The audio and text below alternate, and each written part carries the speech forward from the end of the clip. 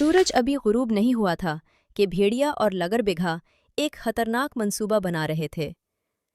क्या तुमने हड्डियां फेंक दी हैं शेर की गार के सामने? हाँ, फेंक दी है। अब बस हमने गधे को उल्लू बनाना है। चलो चलते हैं। अभी सूरज गुरूब नहीं हुआ, वो घास ही खा रहा होगा। हाँ हाँ, चलो चलते हैं। वो दोनों गधे के करीब पहुंचे और जानबूझकर बातें करने लगे। कुछ सुना तुमने? क्या?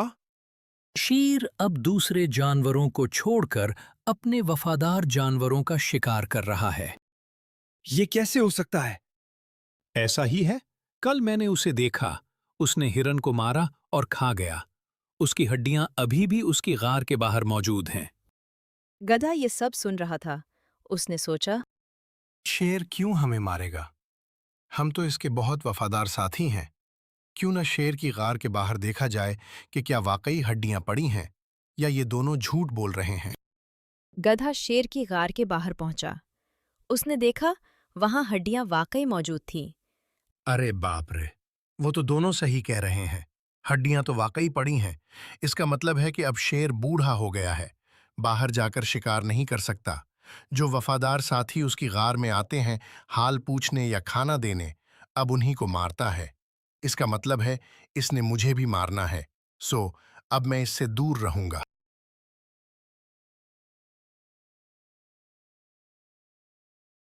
दूसरी तरफ कार में शेर और लोमड़ी बातें कर रहे थे। अरे यार, आज कुछ मजेदार चीज खाने का दिल कर रहा है। क्यों? अभी कल ही तो मैंने आपको सांप की यखनी पिलाई है।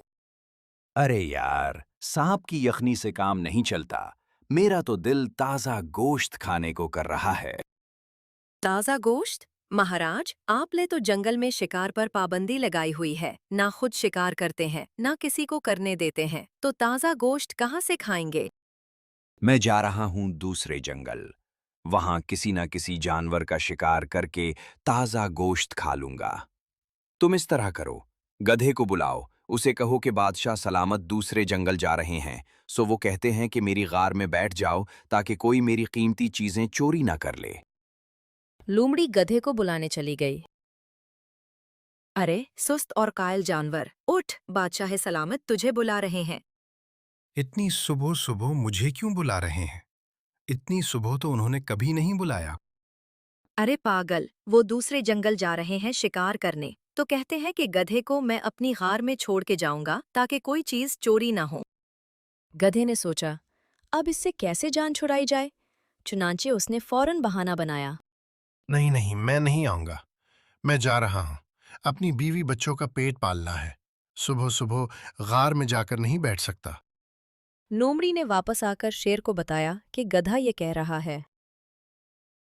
गिधे की इतनी जुर्रत कि उसने आने से इनकार कर दिया। मैं खुद जाता हूं उसके पास। शेर खुद गधे के पास पहुंचा। क्यों भाई गधे, मैंने तुम्हें बुलाया और तुम नहीं आए। जी मिराज, मैं नहीं आऊंगा। अपनी बीवी बच्चों का पेट पालना है, सो सुबह सुबह काम पर जाऊंगा। भाई, तुम्हें काम पर जाने की क्या जरूरत? जितना खाना चाहिए जाओ नदी के पास से ले लो। इतनी घास वहां उगी है, मैंने आप लोगों के लिए उगाई है। नहीं नहीं मिराज, इस घास से मेरे बच्चे बीमार हो जाते हैं, सो मैं आज कहीं और से घास लेने जाऊंगा। शेर को बहुत दुख लगा। वो शिकार पर जाने के बजाय वापस अपनी गार में चला गया और सोचने लगा कि गधे ने ऐसा क्यों किया।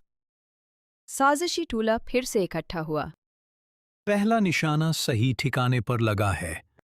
गीदड़ अभी तक नहीं आया। वो दिन टाइम मिला था और कह रहा था कि मगरिब के बाद आऊंगा। गीदड़ के पीछे किसान और कुत्ते लगे हुए थे। मालिक, तेरा लाख लाख शुक्र है, मैं पहुंच गया, वरना उन कुत्तों ने तो मेरा तीमा बना देना था। यार, अभी तक गीदड़ नहीं आया। माफ करो यारू, मेरे पीछे कुत्ते लगे थे सो रास्ता भटक गया था। लो, नाम लिया और शैतान हाजिर। मैं शहर से दवा ले आया हूं। वही दवाई लाए हो ना? कहीं अपनी निस्वार वाली दवा तो नहीं ले आए? नहीं नहीं, वो ही लाया हूं। बस अब आपने उस घास वाली जगह पर यह डाल देनी है जहां गधा घास चरता है। खासकर जहां शेर की गार के बहुत करीब हो। वो उसे खाते ही नागन डांस करने लगेगा। भेड़िए और लगड़बगे ने शेर की गार के करीब वाली घास में दवा मिला दी। गधा सुबह से शाम तक घास ढूंढता रहा, लेकिन उसे वैसी घास ना मिली जो शेर की गार के करीब थी।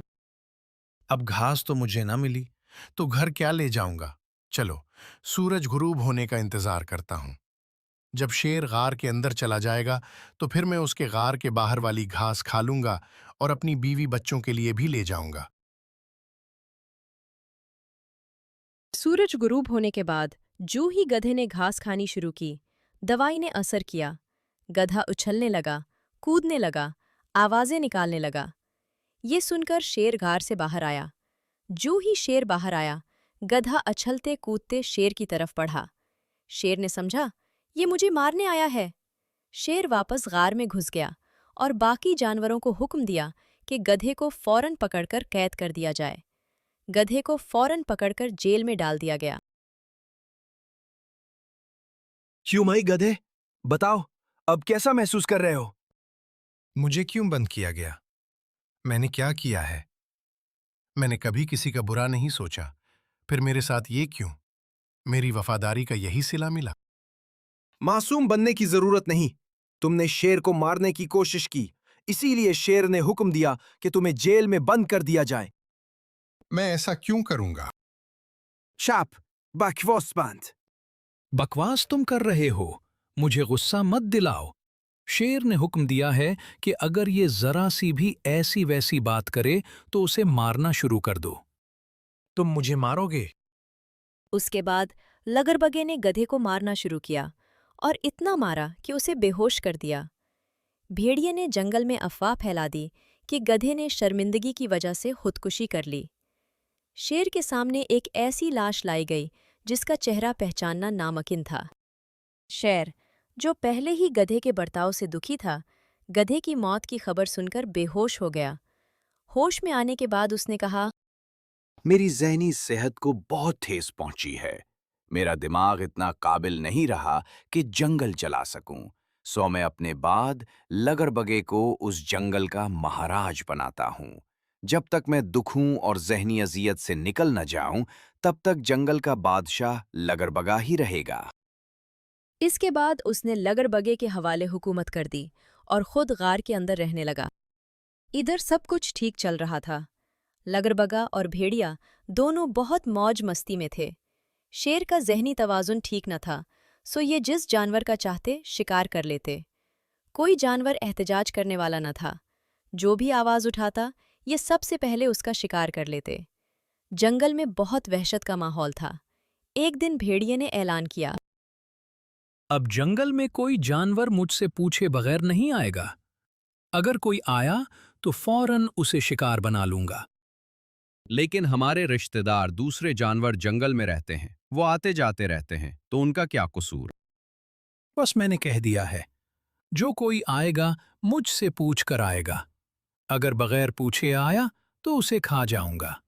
और आज से मैं लगड़बगों और भेड़ियों को जंगल की सरहद पर तैनात कर रहा हूं, और हर आने वाला अब टैक्स देकर अंदर आएगा। जंगल के एक कोने में एक समझदार रीछ रहता था, जो हमेशा तन्हाई में रहता और सबसे दूर रहता। वो उन मजालिम को देख रहा था, मगर चुप था। अरे बेटा, पहाड़ी की दूसरी तरफ मत जाना। वो दूसरे शेर का इलाका है, वो तुम्हें खा जाएगा। यहाँ मेरी नजरों के सामने खेलो। मैं यही सामने खेलूंगा, पहाड़ी के दूसरी तरफ नहीं जाऊंगा। इतना कहकर रीछ सो गया। रीछ का बच्चा खेलते खेलते पहाड़ी के ऊपर चला गया। उसने देखा कि दूसरी तरफ एक बहुत प्यारा गेंद पड़ा है। वो गेंद उठाने के लिए दूसरी तरफ चला गया। जब वो गेंद के पास पहुंचा तो उसे किसी जानवर के कराहने की आवाज आई। करीब जाकर देखा तो वहां एक गधा जंजीरों से बंधा हुआ एक गड्ढे में पड़ा था और आखिरी सांसें ले रहा था। रीछ का बच्चा बहुत डर गया। उसने गेंद ना उठाई और फौरन वापस आ गया। उसने सारी बात रीछ को बताई।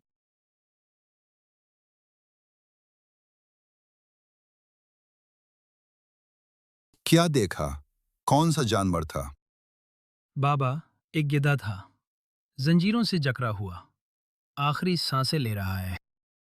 तुमने उसे हाथ तो नहीं लगाया? नहीं बाबा, चलो ना, वो बहुत मुश्किल में है, उसकी मदद करें। नहीं नहीं, वो दूसरे जंगल का इलाका है। हम नहीं जा सकते, शेर खा जाएगा। नहीं बाबा, कुछ नहीं होता। आओ, उसे वहां से निकालते हैं। चलो चलो, आओ ना बाबा, चलते हैं, वो मुश्किल में है। रीछ के बच्चे ने इतना इसरार किया तो रीछ का दिल पिघल गया। वो भी पहाड़ी पर चढ़ा और दूसरी तरफ चला गया जहां बच्चे ने निशानदेही की थी। वहां पहुंचकर रीछ ने देखा, ये तो वही गधा है जो हमारा दोस्त था, जिसके बारे में मशहूर था कि उसने खुदकुशी कर ली। रीछ ने उसे बाहर निकाला और अपनी गार में ले आया। दूसरी तरफ जंगल की सरहद पर एक हरनी पहुंची। मुझे अंदर जाने दो। मेरी बहन के घर बेटा हुआ है, मैं उसके लिए सामान ले आई हूँ। नहीं, ऐसे नहीं जा सकती। पहले तुम्हें हमारे महाराज से मिलना पड़ेगा। भाई, कौन से महाराज? पहले तो ऐसा कुछ नहीं होता था, मैं तो ऐसे ही अंदर आती थी। अब ऐसा नहीं होगा, अब महाराज के पास जाना पड़ेगा। कौन है महाराज? भेड़िया उसे महाराज लगरबगे के पास ले गया।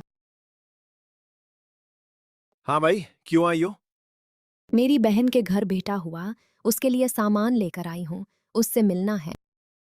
पहले हमसे तो मिल लो। भेड़िए ने उस पर हमला करके मार दिया। फिर दोनों ने मिलकर खाया।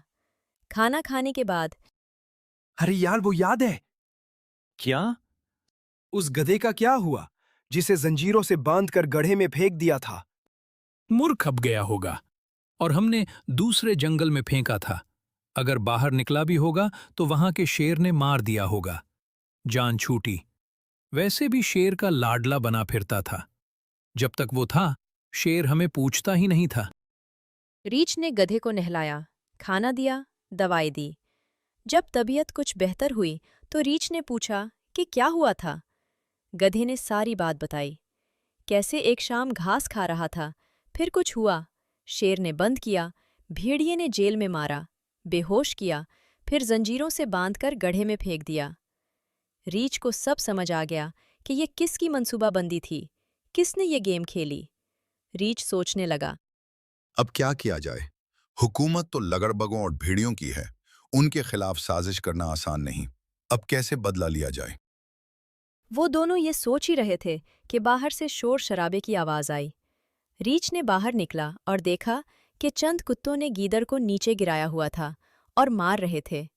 रीछ फौरन गया, कुत्तों को भगाया और जख्मी गीदड़ को अपनी गार में ले आया।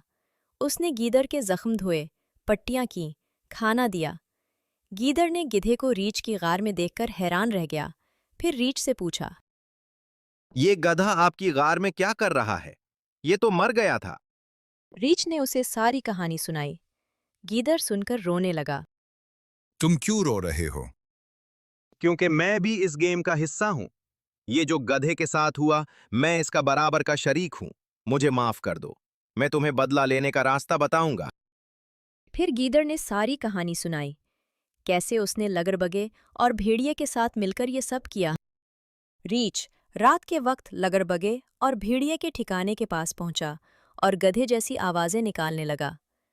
लगरबगा जब बाहर निकला तो उसे कुछ नजर न आया, बस दबी दबी आवाजें सुनाई दी। अगले दिन गीदड़ उनके पास पहुंचा। भाइयों, बहुत बुरा हुआ। गधे की रूह वापस आ गई है। वो कल रात मेरे ख्वाब में आया और कहने लगा कि मैं दोनों का कलेजा निकाल कर खा जाऊंगा जिन्होंने मुझे धोखे से मारा।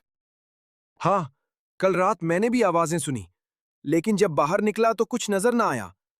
मगर ये सब धोखा हो सकता है। कोई हमें डरा रहा है।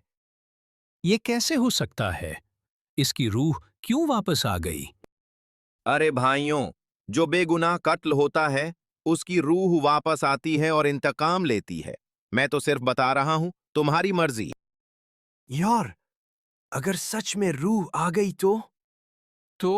तो अब हम क्या करें? इससे बचने का एक ही तरीका है कि हम जंगल के पुराने गार में जाकर अपने गुनाहों का एतराफ करें और मुआफी मांगे, क्योंकि वहां भटकती हुई रूहें आती हैं। वो गुनाह मुआफ कर देंगी। फिर गधे की रूह हमारा कुछ नहीं बिगाड़ सकेगी। लेकिन अगर ये जाल हुआ तो फिर तुम्हारी मर्जी। मैं तो अपनी जान बचाने के लिए जा रहा हूं। गीदड़ वहां से चलने लगा। लगरबगा और भेड़िया ने आपस में नजर की। चलते हैं। बेहतर है कि कर आएं। रात के वक्त लगरबगा और भेड़िया उस गार में गए। रीछ ने पहले ही गधे को ऊंची जगह छुपा दिया था, सिर्फ उसका साया जमीन पर पड़ रहा था। जैसे ही दोनों अंदर दाखिल हुए, रीछ ने गार का रास्ता एक बड़े पत्थर से बंद कर दिया। अरे ये क्या हुआ? हुआ? हमें क्यों हमें बंद कर क्यों दिया? बंद कर दिया? हम तो गुनाहों की माफी हम के तो लिए आए गुनाहों थे। की माफी के लिए आए थे। तुमने मुझे जहर दिया, जंजीरों में बांधा, मारा, मेरा बादशाह छीना। आज मैं वही गधा हूं, भटकती रूह बनकर तुम दोनों को कत्ल करके इंतकाम लूंगा। नहीं नहीं, मैंने कुछ नहीं किया। ये भेड़िया की साजिश थी। वो तुमसे जलता था। नहीं नहीं, ये लगड़बगे की साजिश थी। वो तुमसे हसद करता था। इसी वक्त शेर गार में दाखिल हुआ। शेर को अब किसी सबूत की जरूरत न थी। उन्होंने खुद एतराफ कर लिया था। उन दोनों को जंजीरों से बांधकर जेल में कैद कर दिया जाए। उन्होंने संगीन जुर्म किया है, लिहाजा हफ्ते में 6 दिन भूखा रखा जाएगा और 7वें दिन सिर्फ थोड़ा सा खाना दिया जाएगा। दोस्तों, आज तुमने देखा कि धोखेबाज कभी कामयाब नहीं होते। आज से कोई भी किसी के साथ धोखा नहीं करेगा।